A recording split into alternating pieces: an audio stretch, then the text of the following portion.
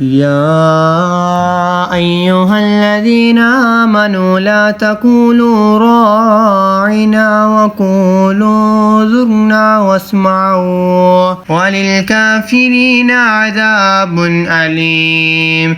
ما يود الذين كفروا من أهل الكتاب ولا المشركين أن ينزل عليكم من خير من ربكم والله يختص برحمته من يشاء والله ذو الفضل العظيم. ما ننسخ من آية أو ننسها نأت بخير منها أو مثلها.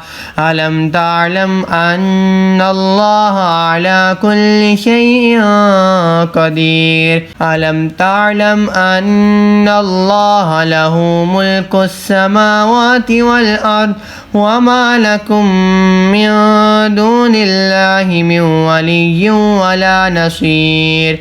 أم تريدون أن تسألوا رسولكم كما سئل موسى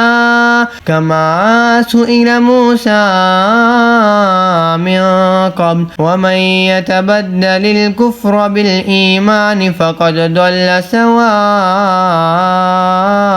السبيل.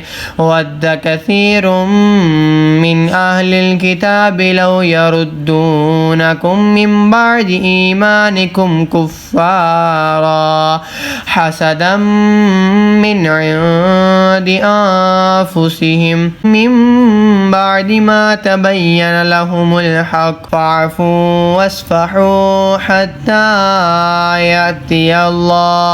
يأتي الله بأمره إن الله على كل شيء قدير. وأقيموا الصلاة وآتوا الزكاة وما تقدموا لأنفسكم من خير تجدوه عند الله إن الله بما تعملون بصير. وقالوا لن يدخل الجنة إلا ما كان هودا أو نصارى تلك أمانيهم قل هاتوا برهانكم إن كنتم صادقين.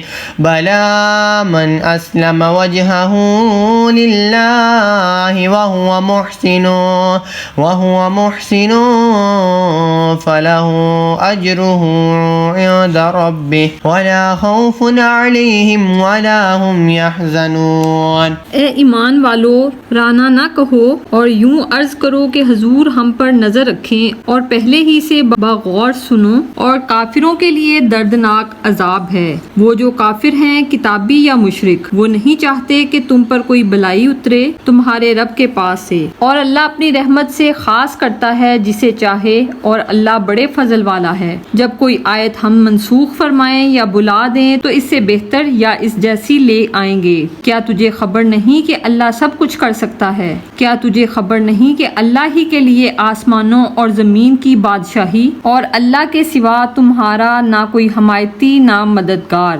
क्या ये चाहते हो कि अपने रसूल से वैसा सवाल करो जो मूसा से पहले हुआ था और जो ईमान के बदले कुफर ले वो ठीक रास्ता बहक गया।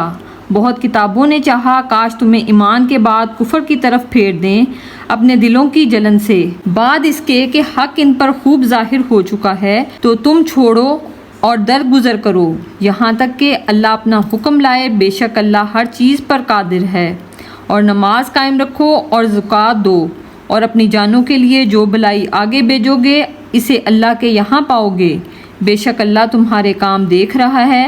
और अहले किताब बोले हरगिज़ जन्नत में न जाएगा मगर वो जो यहूदी या नसरानी हो, ये इनकी ख्याल बंदियाँ हैं।